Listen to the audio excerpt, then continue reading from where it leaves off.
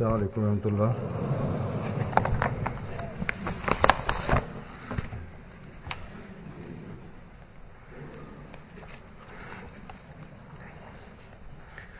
أشهد أن لا إله إلا الله وحده لا شريك له وأشهد أن محمدا عبده ورسوله أما بعد فأعوذ بالله من الشيطان الرجيم بسم الله الرحمن الرحيم الحمد لله رب العالمين الرحمن الرحيم مالك يوم الدين إياك نعبد وإياك نستعين اهدنا الصراط المستقيم صراط الذين أنعمت عليهم غير المغضوب عليهم ولا الضالين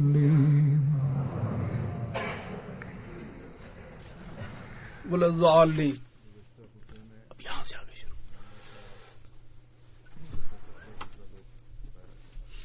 Geçen hutbede ben ahlak ile ahlakın takva ile alakasını beyan etmiştim. Takva için ahlak gereklidir demiştim. Bu konuda vaat edilen Mesih Aleyhisselam'ın şu yazısı dahi gereklidir. İnsan muttaki ne zaman olur? Ne zaman ki içinde bütün ahlak vasıfları mevcut ise o zaman muttaki olur. Onun için bir müminin çaba sarf etmesi gerekir. Bütün ahlak vasıflarını benimsesin. Bütün Allah-u Teala'nın buyruklarını yapılmasını emrettiği buyruklarını yapsın ve bütün yasak Allah-u Teala'nın yasak ettiği, ondan korunun dediği yasaklardan korunsun. Ancak o zaman güzel ahlak vasıfları, üstün ahlak vasıfları bir muttaki için gerekli yolların kendisinde oluşabilir. Fakat bazı ahlak vasıfları öyledir ki eğer bu müminde yoksa o zaman onun imanının seviyesi dahi söz konusu olur. Acaba var mı yok mu ona bakmamız lazım olacak. Takva bir yana önce imanı korumak lazım. Bunlardan en önemli söz yahut ahlak, hulk bir müminin temel şartı olan doğruluktan yana olmaktır. Yalanından korunmaktır. Kur'an-ı Kerim'de Yüce Rabbimiz şöyle buyurmuştur. فَاجْتَنِبُوا الرِّجْسَ مِنَ الْاَوْثَانِ وَاجْتَنِبُوا قَوْلَ الزُّورِ.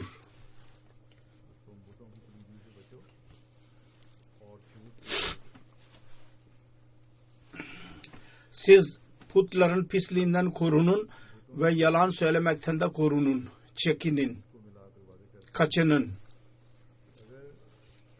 Putlara tapmak ve yalan, bunları her ikisi birleştirerek Allah-u Teala açıkladı ki eğer içinizde doğruluk yoksa ve doğruluk söyleme adetiniz yoksa bu o kadar büyük bir günahtır. Nasıl ki putlara tapmak gibi. Bu mümkün değil ki bir mümin Allah-u Teala'nın tek oluşuna da inansın ve ondan sonra da yine zahiri yahut gizli putların pisliğine de katlansın. Kısacası Bu açık bir uyarıdır. İmanı iddia eden birisi için. Yani eğer mümin iseniz doğruluğun yüksek seviyesine ulaşmanız lazım olacak. Yoksa imanınız yoktur demek ki. Ona aldırış edin. Vaat edilen Mesih Aleyhisselam dahi bu konuda apaçık olarak dikkatimizi çekmiştir. Açık olarak beyan etmiştir. Put ne demektir? Ve sizler kendi imanınızı canlı tutmak için, imanda ileri adım atmak için ne gibi putların pisliğinden korunmalısınız? Ve hangi yolları benimsemelisiniz? Vaat edilen Mesih Aleyhisselam bu konuyu değişik kitaplarında, eserlerinde beyan etmiştir. Meclislerinde de sık sık onlardan bahsetmiştir. Ve açık olarak doğruluğun önemini beyan etmiştir.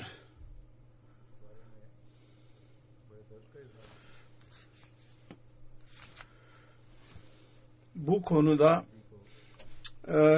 çok acısını beyan etmiştir. Her Ahmedi onu daima gözlerinin önünde bulundurmalı ki biz kendi imanımızı kuvvetlendirerek takvaya ilerleyenler olalım.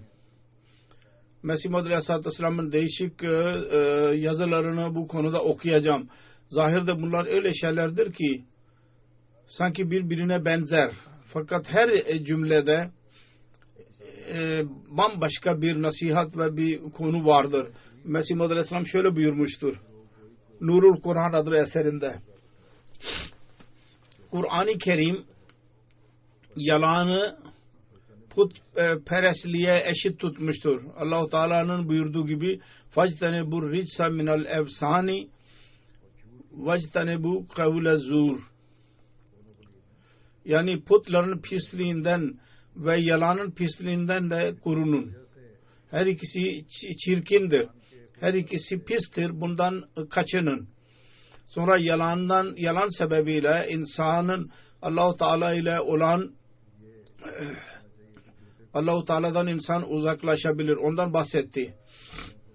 Yahut şu ki dememiz lazım ki yalancıyı Allah-u Teala terk eder. Bu konuda diyor ki Mesih Muhammed Aleyhisselam putlara tapmak ve yalan söylemekten kaçının.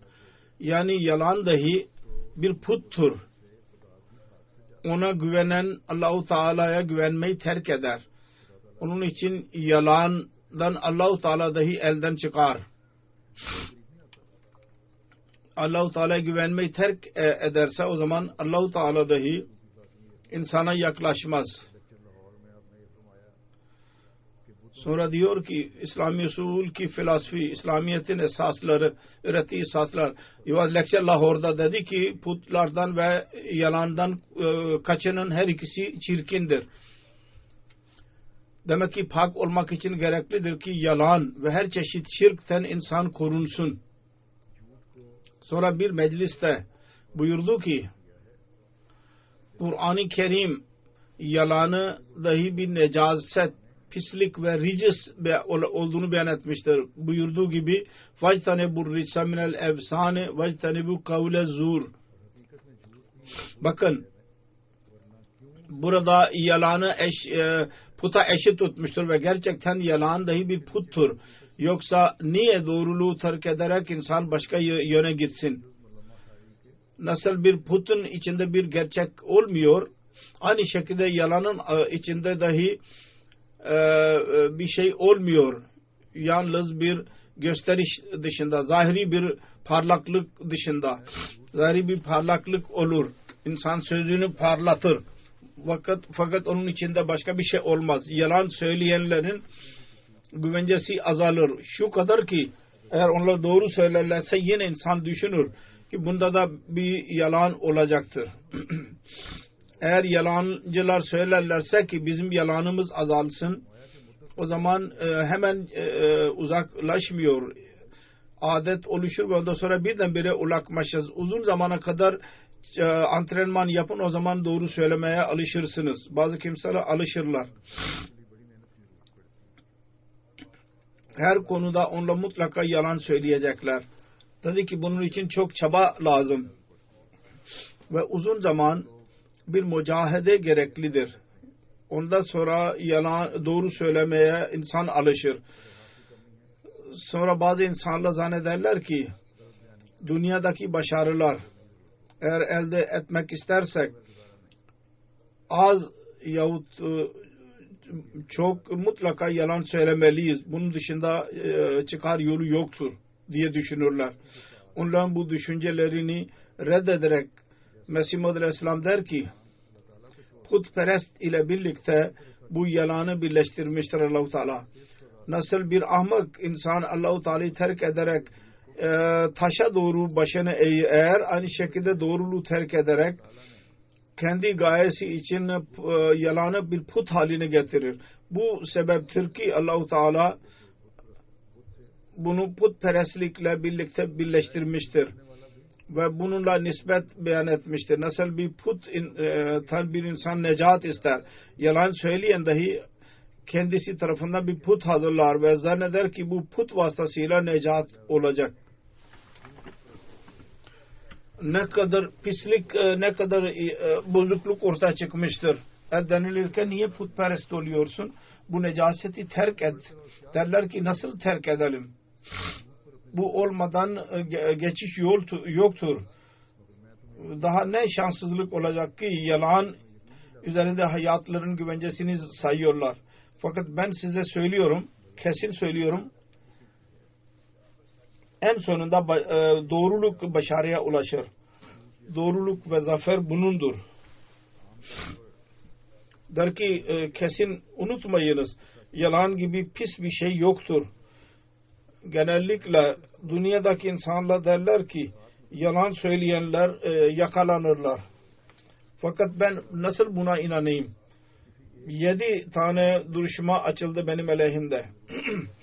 Ve Allah-u Teala'nın lütfuyla bir tek duruşmada dahi, bir tek kelime dahi yalan söylemeye ben mecbur olmadım. Birisi söylesin. Bir tek duruşmada dahi Allah-u Teala beni yenilgiye uğrattı mı? Yüce Allah doğruluğunun yardımcısıdır. Bizzat kendisi olabilir mi? Ki o doğruyu cezalandırsın. Acaba mümkün mü? Eğer böyle olursa o zaman dünyada hiçbir kimse doğru söylemeye cesaret edemez. Ve Allah-u Teala üzerinde inanç kalkar. Doğru insanlar diriyken ölürler. Asıl şudur ki doğru söylemekle insan ceza görürler. Onlar doğruluktan sebebiyle olmaz. O ceza onların bazı diğer gizli pisliklerin cezası olur. Bir yerde yakalandılar, doğru söylediler ve ceza gördüler. Gelip geçici bir devir geldi ve doğru söylediler ve ceza gördüler. Zannetmesin hiçbir insan ki bu sebepten dolayı ben ceza gördüm. Diğer bazı önceden ve olan pislikler vardı, hatalı vardı. Onunla neticesinde ceza gördü. Yahut başka bir yalanın cezası olur. Allah-u Teala'nın yanında bu pisliklerin ve yaramazlıkların bir silsilesi olur. O insanın birçok hatası olur ve şu yahut bu hatada insan ceza görür. Bütün kayıt vardır imanın. Allah-u Teala'nın yanında gizlidir. İnsanların bilgisayarları bozulurlar. Cyber saldırısı olur. Bütün her şey yok olur. Fakat Allah-u Teala'nın kaydını hiç kimse silemez. Hepsi mevcuttur. İnsan bazı hileler yaparak dünyanın cezasından korunabilir. Fakat Allah-u Teala'yı aldatamaz. Onun için dedi ki müstakil olarak hayıra alıştırmalı ve hayırlı üzerinde devam etmeliyiz ve istiğfar elediği zaman insan kötülüklerden uzak durmaya söz verdiği zaman daima bunun üzerinde durmalı. Vaat edilen Mesih Aleyhisselam buyurdu ki maddi insan der ki nasıl ben yalanı terk edeyim? Bu olmadan geçinemiyorum. Bu çok büyük bir çıkarı elde etmek için değildir.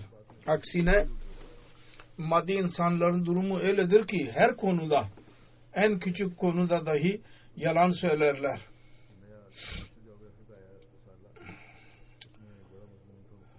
Geçen günlerde National Geographic adlı bir dergi geldi. Değişik konular vardı, makaleler yalan hakkında.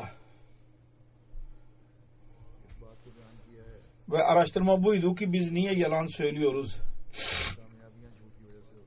Bu konuyu beyan ettiler o dergide. Zahirde başarılar yalandan dolayı olur. Mesih Muhammed Aleyhisselatü Vesselam'ın buyurduğu gibi insanlar zannederler ki başarılar yalan neticesinde olur. Orada dahi aynısı yazılıdır. Ve şunu ispat etmeye çalışılmıştır ki insanın fıtratıdır yalan söylemek. Halbuki insanın fıtratı değil, çevresi kendisini yalancı haline getirir. Ve bu insanlar maddi gayeleri olur. Aynı makalede şöyle bunu yalan söylemeyi doğru çıkarmaya çalışmışlardır. Ki çocukluktan beri insanın adeti olur. Halbuki çocuklukta dahi çevre olur, o insanı alıştırır. Ve şimdi onların durumu şöyledir. Büyük bir iftiharla, resimle verilmiştir. Ki onlar yalan söyleme yarışmalarına katılırlar ve şampiyon olurlar. Ve onlara mükafatlar verilir. Bir mükafat alan dedi ki bazı hikayeler doğru olur, onları beyan ederler. Fakat o hikayelerin dahi eğer parlaklık olmazsa, yalan parlaklığı Mesih Muhammed Aleyhisselatü Vesselam'ın söylemediği olmazsa insanlar için bıktırıcı olur. İnsan kimse dikkat etmez. Onun için insanların dikkatini çekmek için yalan söylerler. Sonra aynı makalede çocuklardan başlayarak siyasetçiler ve değişik insanlardan bahsedilmiştir, bilgilere ki onların sözlerinde yalan olur ve bu toplumda o kadar yalan vardır ki her yerde yalanı görürsünüz ve onların zihnine göre bunlardan korunmanın bir yolu yoktur.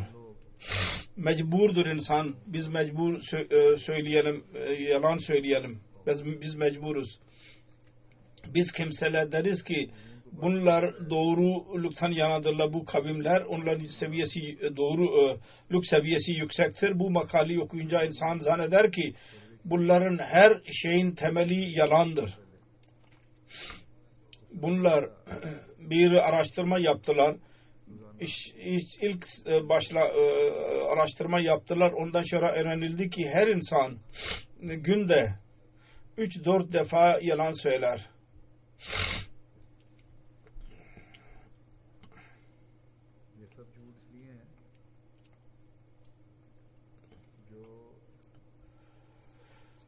Ve bütün bu yalanlar şu sebepten dolayıdır ki değişik yalanlar vardır. Mesela öyle yalandır ki doğru yol göstermeyin birisine. Birisine yol göstermelisiniz. Doğru yapmayın. Orada yalan söyleyin. Aldatmak için yalan söylerler. Aldatmak için. Kendi zaaflarını gizlemek için.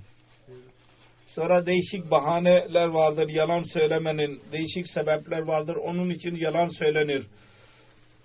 Sonra araştırma yaptı. Kendileri için yanlış düşünce yaratmak için yalan söylenilir. Bencillik için. Bunlar küçük küçük yalandırlar. Büyük yalanlar arasında zikretti. Karı koca yabancılarla olan ilişkilerini gizlemek için yalan söylerler. Karı kocanın dostlukları yanlış bir şekilde olur hürriyetten dolayı. Orada yalan söylemeleri gerekir. Hür bir toplumun bir pisliği budur. Böyle serbest bir şekilde birleşmek neticesinde yanlış ilişkiler kurulur. Ve daha sonra yalan ortaya çıkınca kavgalar başlarlar. Sonra ayrılıklara, boşanmalara insan ulaşır. Evde de biz de bakarsanız bizim boşanmanın sebebi şu da yalana güvenirler. Yalana güvenilir. Halbuki bu temel felsefeyi anlayınca nikah hutbesinde okuduğumuz ayetlerde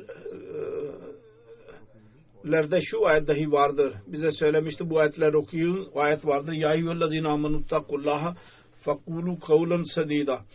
Ey inananlar, Allah-u Teala'nın takvasını benimseyin ve doğru söz söyleyin. Sonra dedi ki yusle lekum amalakum ve yagfir lekum zunubakum ve men yuti'llaha ve rasulehu fekad faza fawzan azima. Eğer böyle yaparsanız Allah-u Teala amellerinizi düzeltecek ve sizin günahlarınızı affedecektir. Ve her kim Allah ve Resulüne itaat ederse büyük başarıyı elde edecektir. Şimdi bir şey budur. Hürriyet adı altında tesettür kalkar. Tesettür kalkınca şüpheler uyanır. Ve ondan sonra güvensizlik olur ve yalana güvenilir. Ve bir silsile başlar. Bitmez artık o. Sona ermez.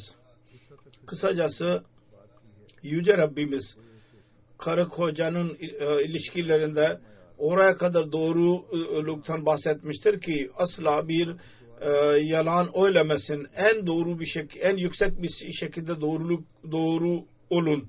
İlişkileriniz devam edecek. Çocuklarınız dahi birçok meseleden korunmuş olacaktır buyurmuştur Allah-u Teala. Yüce Allah sizin günahlarınızı dahi affedecek ve size büyük fevzi azim yani büyük başarıyı size verecek. Bu güzel İslamiyet'in emridir. Fakat buna rağmen kavle sedideten yana olmayanlar kendi akrabalıklarını bozarlar. Kendi güvencelerini yalan neticesinde zinde tutmazlar. Ondan daha şanssız kim olabilir? Bizim aramızda da bizim de boşanma şu sebepten dolayıdır ki Allah-u Teala'nın buyruklarından uzaklaşılır. Bu maddi insanlara bir yol gösteren yoktur. Onlar dahi karı koca kendi aralarındaki birbirlerine yalan söylüyorlar. Onu ciddi bir yalan diye yazmıştır. Üzülmeye değer bir yalandır. Fakat yol gösterilenler eğer böyle yaparlarsa bundan daha büyük ciddi haline gelir. Daha korkunç bir durum söz konusu olur. Allah-u Teala'nın buyruklarına aykırı davranılıyor ise sonra böyle yapan kendi günahlarının affından dahi mahrum kalır ve Allah-u Teala tarafından başarı sözü vardır. Ondan dahi mahrum kalır. Demek ki üzülmek yeridir böyle tavır takanlar için.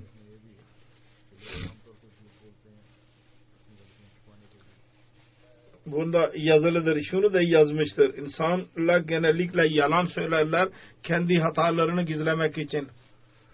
Yüzdesi fazla olanlar insanlardan korunmak için, insanların önüne çıkmak için onlarla görüşmek istemezler. Dediler ki evde yoktur. Karısına ve çocuğuna. Bazen çocuklarına derler ki gelene yahut telefon edene de ki benim babam evde yoktur yahut annem evde yoktur. Böyle çocuklara dahi yalana alıştırırlar. Bu fıtrat değil, doğa değil, büyüklerin bazı amelleridir ki çocukları dahi yalana alıştırır. Sonra burada yazılıdır ki bir sebep olmadan adet olarak insanlar yalan söylerler ve adet dahi aslında çevre neticesinde oluşur. Sonra burada yazılıdır ki gerçekleri gizlemek için dahi yalan söylenilir. Doğru söylemeyelim, gerçeği gizleyelim, onun için yalan söylerler. Diğerlerine zarar vermek için yalan söylerler. İyi olmak için yalan söylerler. İnsanları güldürmek için yalan söylerler. Fıkra söylediler ve yalan söylediler. Halbuki güzel fıkra dahi olabilir. Sonra bencillik için yalan söylerler. Kişisel çıkarlar için öyle çıkarlar ki mali olmasın, mali menfaat olmasın, onun için yalan söylenilir. Mali menfaatı elde etmek için yalan söylenilir. Bu araştırma her çeşit yalan söyleyenlerin yüzdesini ortaya koymuştur.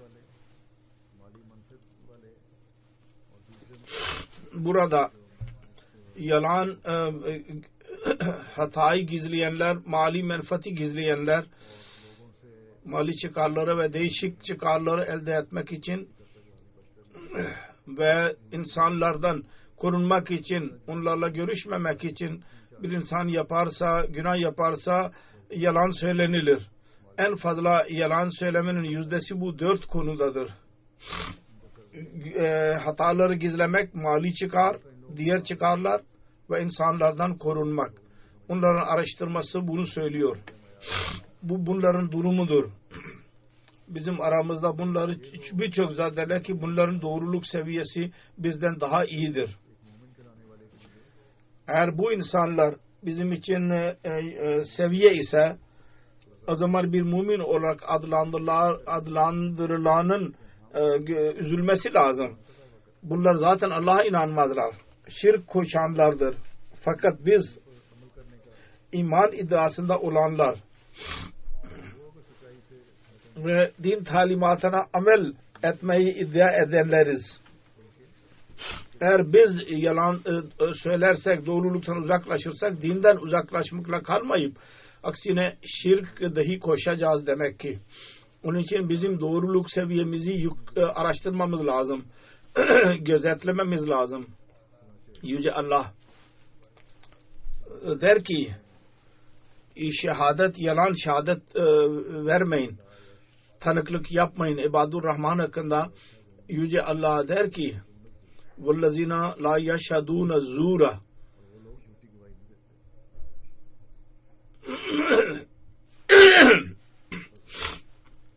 Müminler yalan şehadet tanıklık yapmazlar.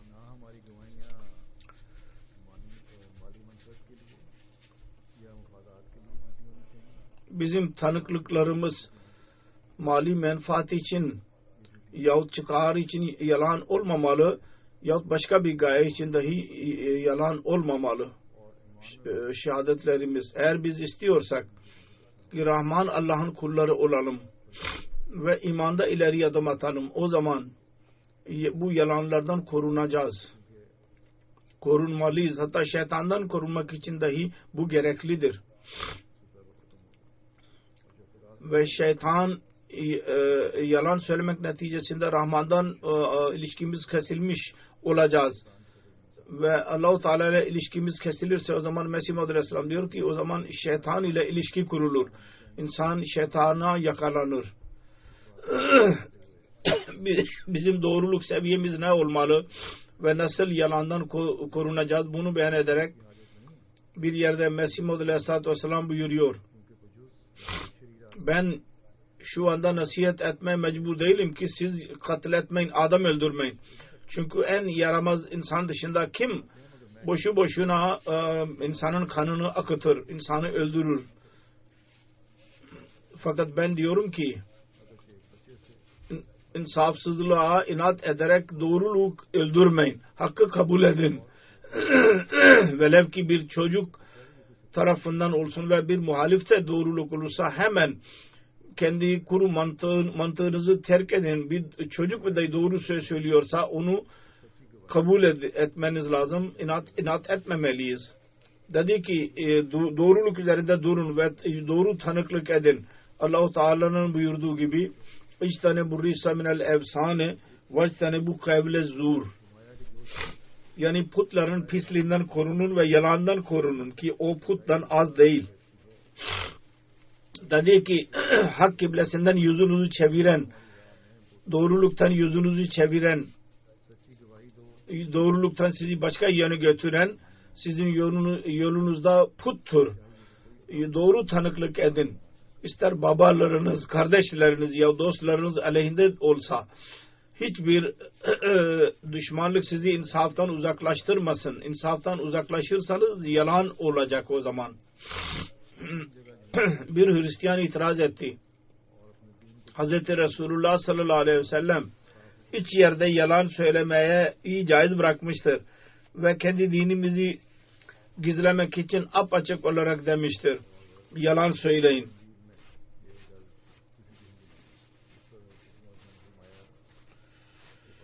Halbuki İncil'de bu hiç öyle bir izin yoktu. Bunun üzerine Mesih Muhammed Aleyhisselam dedi ki açık olsun ki ne kadar doğruluğu için Kur'an-ı Kerim'de kesin emir vardır ki ben inanamıyorum ki onun %10'u dahi Kur'an'da olsun, cilde olsun. Diyor ki Kur'an-ı Kerim bir yalanı putperestliği eşit tutmuştur. Allah Teala buyurduğu gibi فَاجْتَنِبُ الرِّسَ مِنَ الْاَفْسَانِ وَاجْتَنِبُ قَوْلَ الزُّورِ. Yani putların pisliğinden ve yalanı pisliğinden korunun. Ve sonra bir yerde diyor ki ya eyyühellezine amanu kunu kavvamina bil kiste şuhada lillahi velav ala anfusikum evil valideyni vel akrabina. Ey inananlar insaf ve doğruluktan yana olun ve doğru şehadeti ileri sürün. Allah için tanıklık edin. Velev ki sizin canınız onunuz aleyhinde olsun, babalarınız ve akrabalarınız onun neticesinde zarara girsinler. İşte bu seviyedir doğruluğun. Seviyesi budur. İnsaf, adalet olmaz. Doğruluk olmadıkça.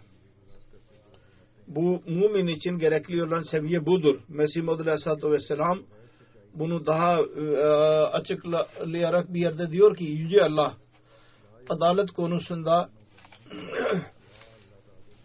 bir doğruluktan yana olmadan olamaz. Diyor ki وَلَا يَجْرَمَنَّكُمْ شَنَعَنُ قَوْمٍ عَلَى اللّٰهِ تَعْدِلُوا اِدْلُوا هُوَ اَقْرَبُ لِلتَّقْوَى. Yani düşmanların düşmanlığı sizi adaletten alıkoymasın.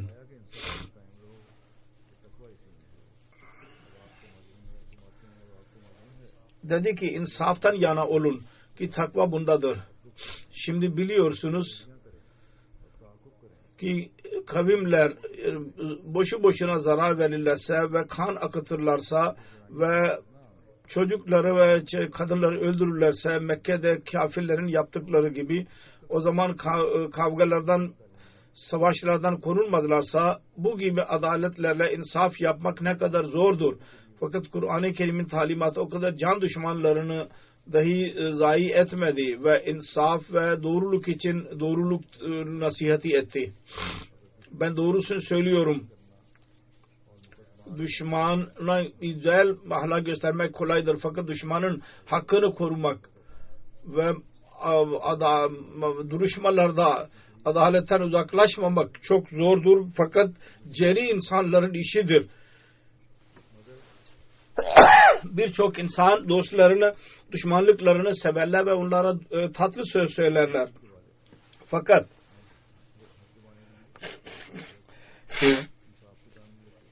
onların hakkını yerler. Hakkı yemek için yalan söylerler. İnsaftan yana olmazlar, yalan söylerler. Bir kardeş öteki kardeşini sever ve kardeşinin perdesi altında onun hakkını yer, aldatarak onu.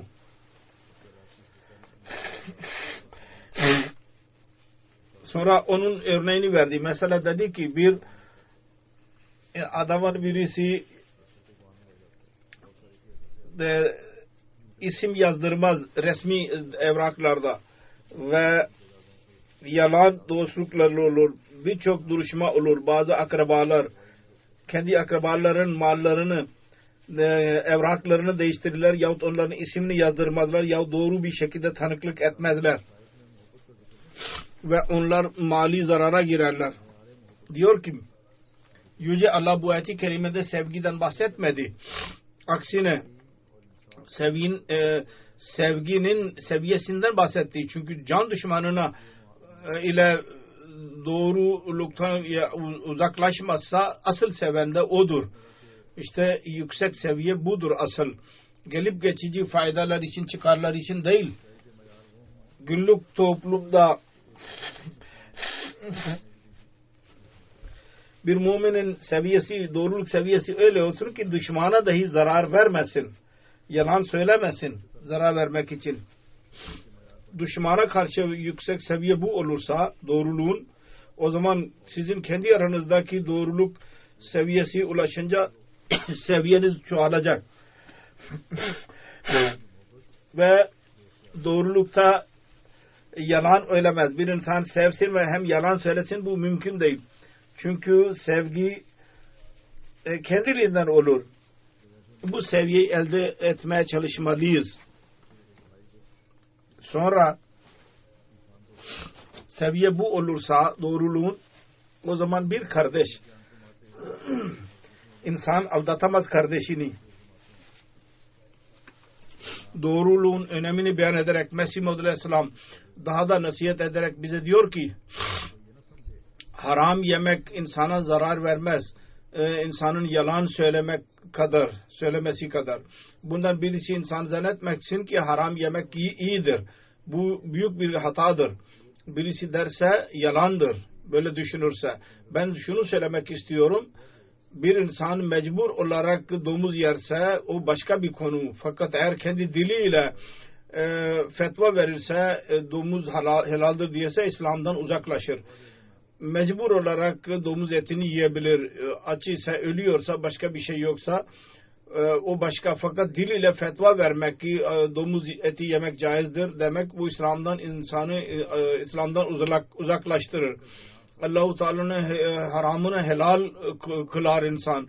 Bundan anlaşıldı ki dilin zararı zarar vericidir. İnsan diline hakim olur bir mümin. Onun dilinden öyle bir şey çıkmaz ki takva aleyhinde olsun. Onun için siz dillerinize hakim olun. Dilleriniz size hakim olmasın. İnsan kendi diline hakim olmalı. Dil üzerinde hükümranlık budur. Ki insanın ağzına ne gelirse onu söylesin. Bunda doğru ve yalan karışır. Onun için her zaman şunu düşünmek lazım. Bizim dilimiz daima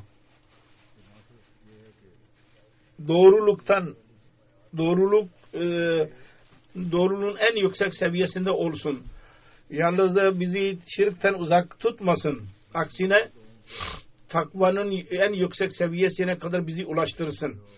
Böyle insan korunacak. Yalandan yana olanların değişik durumları olur. Ben o makaleyle alakalı olarak beyan ettim. Onları gözlerimizin önünde bulundurarak her birimiz muhasebe etmeliyiz. Acaba biz herhangi bir yalan söylüyor muyuz? Öyleyse nasıl ondan necata kavuşmalıyız? Necata kavuşmanın yolunu Allah-u Teala beyan etmiştir. Yüce Allah hepimize bunu anlamayı nasip eylesin. Hatta doğruluktan daha fazla kavle sedidten yana olmamızı bize nasip eylesin. Amin.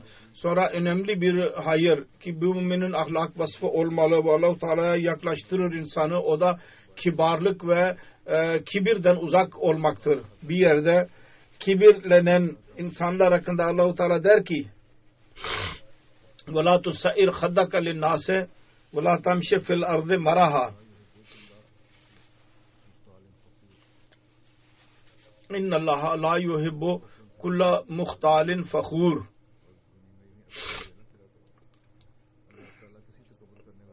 Kibirden yüzünü şişirme ve yüzde kibirlenme. Allah-u Teala hiç kibirlenen ve gösterişte bulunanı sevmez. Allah Mesih Muhammed Aleyhisselatü Vesselam bu konuyu birçok yerde beyan etmiştir. Diyor ki bir yerde öyle insanlar vardır. Peygamberlerden milyonlarca aşağıda olurlar. Asla onların bir yarışması yoktur peygamberlerle. Fakat derler ki 2 gün namaz kılınca kibirlenmeye başlarlar. Öyle oruç ve namazda kibarlık yerine kibir onlarda oluşur. Bugünlerde dahi, Ramazan'da dahi bazı kimseler ibadet ederler, biraz fırsat bulurlar, doğru bir rüya görürlerse onun neticesinde çok kibirlenirler. Onun için korunmak lazım ve istiğfar elememiz lazım. Diyor ki unutmayınız, kibir şeytandan gelir ve şeytanı haline getirir insanı. İnsan ondan uzaklaşmadıkça hakkı kabul etmek için ve Allah yolunda bir mani olur. Hiçbir şekilde insan kibirlenmemeli. Ne bilgi bakımından, ne para bakımından, ne onur bakımından, ne aile bakımından ve hasıb ve nesep bakımından. Çünkü kibir bunlardan oluşur genellikle. Ve insan bu kibirlerden kendisini bunlardan temizlemedikçe Allah-u Teala'nın katında seçkin bir insan olamaz. Ve marifet kendisine nasip olmaz ki onun pis hislerini yok eden,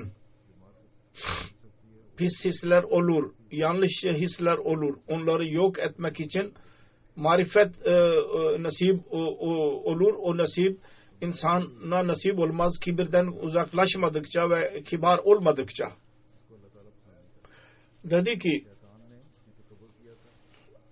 bunlar şeytanın parçasıdır. Allah-u Teala onu sevmez. Şeytan dahi kibirlendi ve Adem'den daha üstün saydı kendisini ve dedi ki ana hayrun minhu halaktani min narin ve halaktahu min tin.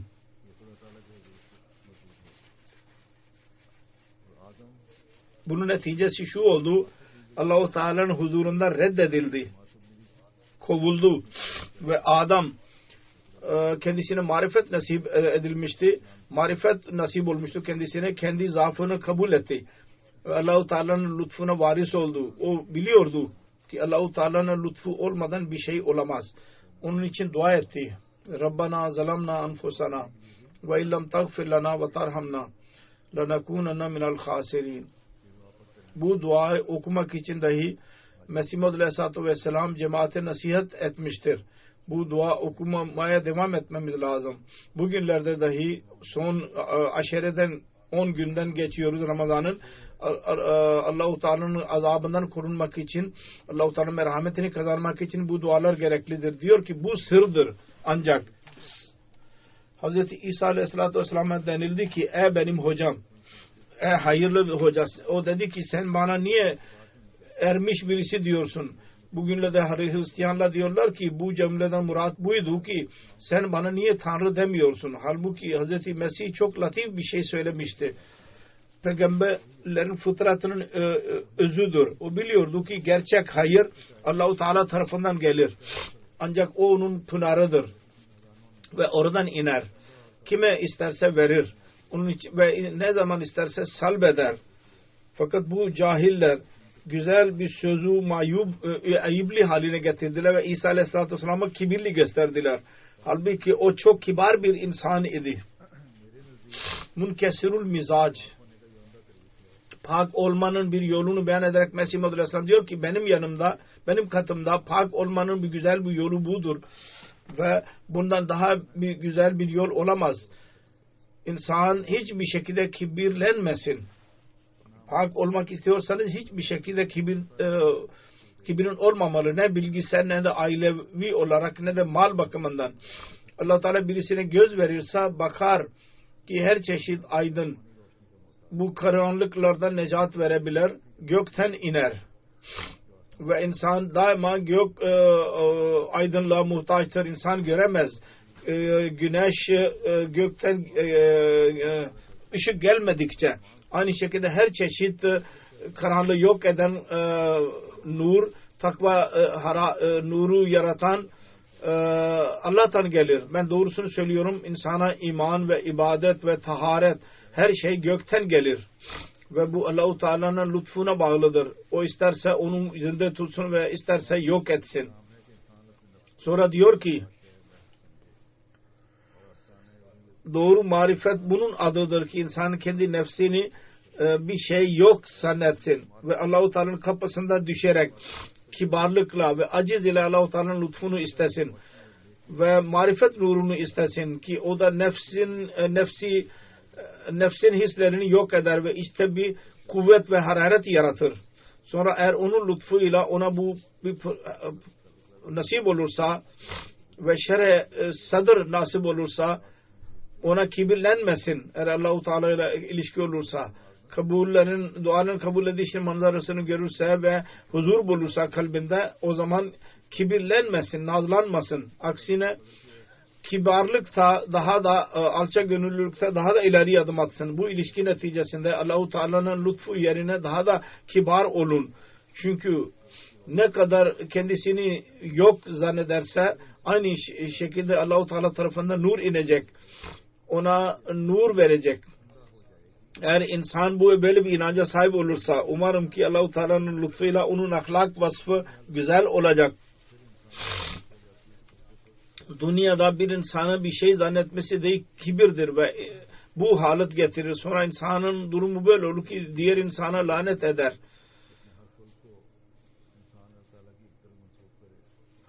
Kibiri yok etmek için gereklidir ki her ahlak vasfınızı insan Allah-u Teala'ya isnat etsin. Her iyi şeyi Allah-u Teala'ya isnat etsin. Onu izah ederek Mesih Muhammed Aleyhisselam diyor ki aslında bu pislik nefsin hislerinin pisi ve ahlak pisliği kibir şeklinde ortaya çıkar. Gösterek şeklinde olur. İnsan ölmez. Marifet nasip olmazsa bu pis ahlaklar yok olamaz. Ve büyük olarak dahi kendisini küçük zanneder ve kendisini bir yok zanneder. Bu nur marifet nuruyla kendisine nasip olan nuru kendisinin bir kendi nefsine isnat etmez onları. Allah-u Teala'nın lütfu olarak sayar ve Allah-u Teala'nın merhameti olarak sayar. Nasıl bir duvar üzerinde bir güneş nuru onu parlatır. Fakat duvar onunla iftihar edemez. Güneş nuru oraya yankı gösterirse duvar diyemez ki bu benim yetki neticesindedir. Bu başka bir şeydir diyor. Ne kadar duvar temiz olursa o derece fazla nur orada oluşacak. Duvar parlak olursa nur da parlak olur. Fakat hiçbir şekilde duvarın kendisi yetkisi yoktur. Onun iftiharı güneşindir. Onun için güneşe diyemez ki sen bu ışığı götür. Aynı şekilde peygamberlerin nefisleri temiz olurlar. Allah-u Teala'nın feyizlerinin vasıtasıyla Allah-u Teala nurları onlar üzerine düşer ve onları parlatırlar. Onun için kişisel olarak onlar iddia etmezler. Her feyzi Allah-u Teala'ya isnat ederler. Ve doğru da budur işte. Onun için Hz. Resulullah sallallahu aleyhi ve sellem'e soruldu. Siz amelle mi cennete gireceksiniz dedi. Buyurdu ki hayır asla. Aksine Allah-u Teala'nın lütfu neticesinde gireceğim. Dedi ki peygamberler hiçbir güç ve kuvveti kendilerine isnat etmezler. Allah'tan alırlar ve ona isnat ederler. Onun için peygamberler Allah-u Teala'nın öz kullarının durumu böyledir. Bir insanın ne kadar kibar olması lazım ve ne kadar Allah-u Teala'nın lütufları üzerine şükrederek daha da onun önüne eğilmesi lazım. Kibir insanda manevi ölüm getirir ve insan Allah'tan uzaklaşır. Bunu beyan ederek Mesih Muhammed Aleyhisselam da diyor ki Allah-u Teala Rahim ve Kerim'dir. Her çeşit insanı besler. Ona merhamet eder. Bu rahim neticesinde insan Resullerini gönderir ki dünya insanlarına günah hayatından necata kavuştursunlar. Fakat kibir büyük bir hastalıktır. Bir insanda bu hastalık olursa onun için ölümdür, manevi ölüm. Dedi ki ben kesin biliyorum. Bu adam öldürmekten daha büyüktür. Kibirli bir insan şeytanın kardeşi oluverir. Onun için kibir şeytanı düşürdü. Müminin şanı budur ki kibir olmasın içinde. Kibir olmasın, kibarlık olsun, alçak gönüllülük olsun ve bu Allah-u Teala'nın peygamberlerinin özelliğidir. Onlarda büyük alçak gönüllülük olur. Ve en fazla Hz. Resulullah sallallahu aleyhi ve sellem'de bu vasıf vardı. Kendisini bir defa soruldu.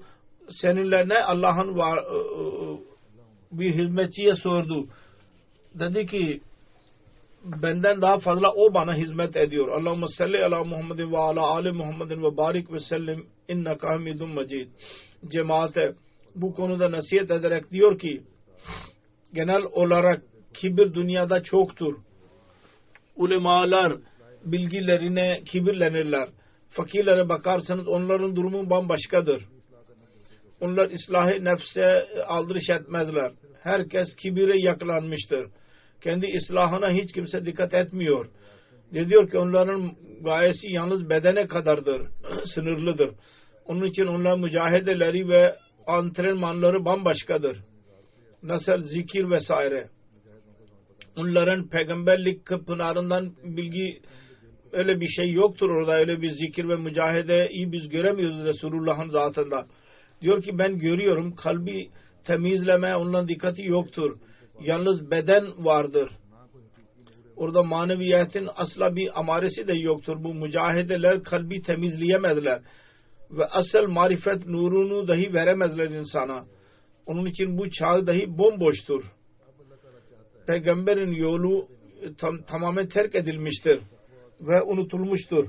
Şimdi Allah-u Teala istiyor ki o peygamberlik zamanı tekrar gelsin ve takva ve taharet tekrar oluşsun. Ve Allah-u Teala onu bu cemaat vasıtasıyla istemiştir. Allah bütün bu hayırları yaratacak imanı kuvvetlendirmek istiyor bu cemaat vasıtasıyla. Diyor ki gerçek ıslaha dikkat edin. Mesih Muhammed Aleyhisselam diyor cemaatten istiyorsa cemaat üyeleri gerçek ıslaha dikkat etsinler. Diyor ki gerçek ıslaha dikkat edin. Aynı şekilde nasıl ki Resulullah sallallahu aleyhi ve sellem ıslah yolunu bize göstermiştir. Allah-u Teala bize Hz. Resulullah sallallahu aleyhi ve sellem'in sünneti ve kendi beyan ettiği yol üzerinde yürümeyi nasip eylesin. Bütün uzak pisliklerden korunmayı ve bütün güzel vasıfları elde etmeyi nasip eylesin. Bizim doğruluğunun dahi yüksek seviyeleri Allah-u Teala'nın beyan ettiği gibi olsun ve Allah-u Teala'yı bize yaklaştırsın ve kibarlığın dahi seviyeleri Allah-u Teala'nın hoşuna geçsin. Mesih Maud Aleyhisselatü Vesselam'ın cemaatinin öyle üyeleri olalım ki nasıl Mesih Maud Aleyhisselatü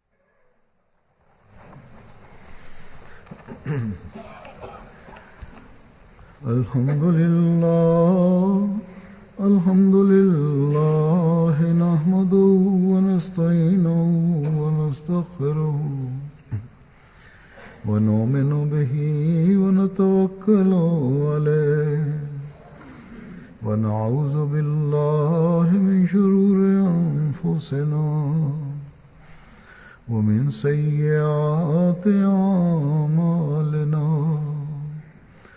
من يهده الله فلا مضل له ومن يضلل فلا هادي له ونشهد أن لا إله إلا الله ونشهد أن محمدا عبده ورسوله عباد الله رحمكم الله إن الله يأمر بالعدل والإحسان وإيتاء ذي القربى وينهى عن الفحشاء والمنكر والبغي يعظكم لعلكم تذكرون اذكروا الله